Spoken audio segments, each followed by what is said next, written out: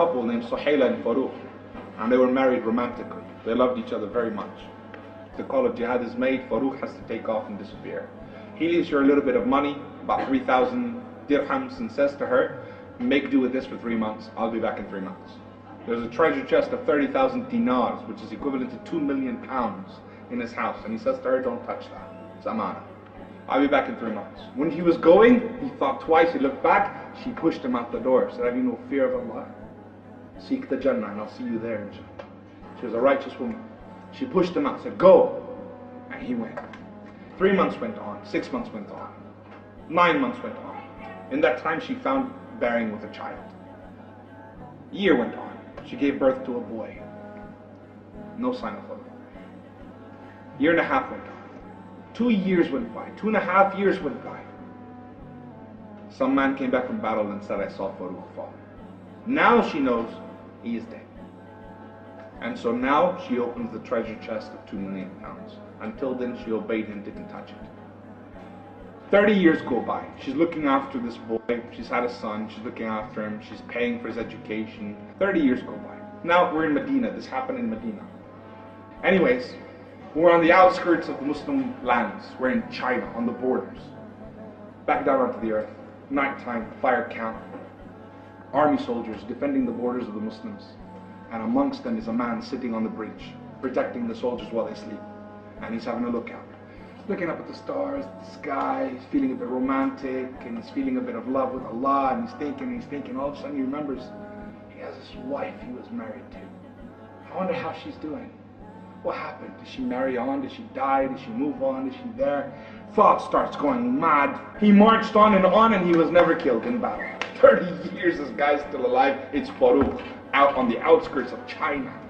He's older and he's wiser and he's just not that young passionate man anymore. He's thinking, my wife, my wife, my wife. That's it. He takes permission from his commander in the morning, hops on his horse from China. He's riding like the wind all the way back to Medina. The closer he gets, his heart is thumping, man. What if she's not alive anymore? What if she's married again? All these things are driving him insane. He gets to the city of Medina. He remembers the sunnah of the Prophet ﷺ. He's a righteous man. He doesn't just go home. He goes to the masjid to pray his 2 rak'ah. Because that's what you're supposed to do when you come back from a trip.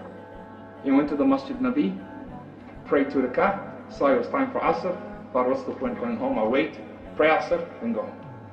While he's waiting, he notices the scholars of Medina. Keep in mind, this is the time of Abdul Aziz, subhanallah, the ulama, the knowledge, Allahu Akbar. And they're sitting in different patches and people in white gathered around them. The scholars looking beautiful, mashallah. One of them shined out of all of them, Sheikh Abdul Rahman. He was one of the best knowledgeable people you can imagine. Sheikh Abdul Rahman is the most eloquent of speakers. He's amazed by him. Adhan, Asr, Salah is finished now, right, going home. He's rushing home. As soon as he gets to his house, when he gets to his house, he notices another man going in. And he's thinking, what's happened? And he flips out. He's an Arab, got jealousy. He said, hey! And he goes to the man, he grabs him. This is my house, that's my house. They get into a fight. The city comes in, people gather around. They're like, hey, leave him alone, it's his house. And he's like, I am Faruq, this is my house. Inside the house is an old woman. And she's sitting there. And she hears the sounds. Could it be? No.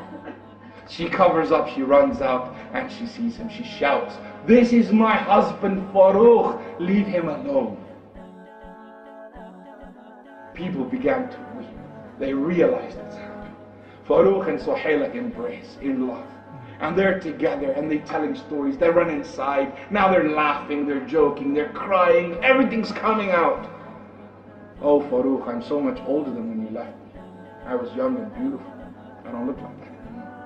And he says to me, Suhayla, you are the most beautiful woman in the world. Because he loves her piety. Because he loves her piety.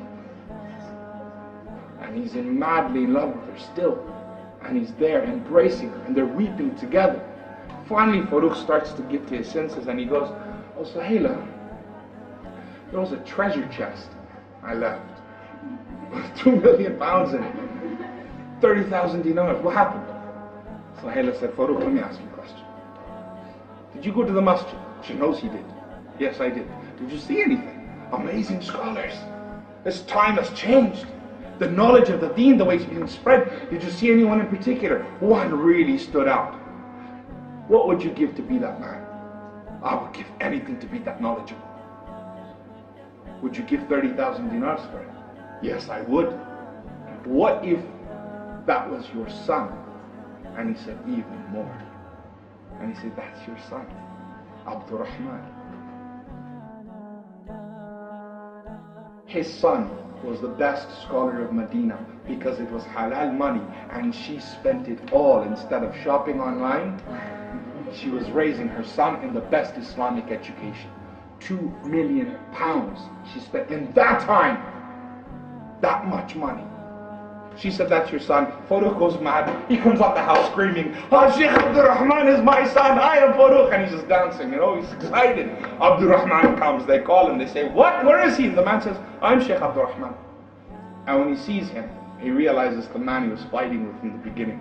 He was going to his house. That was his son.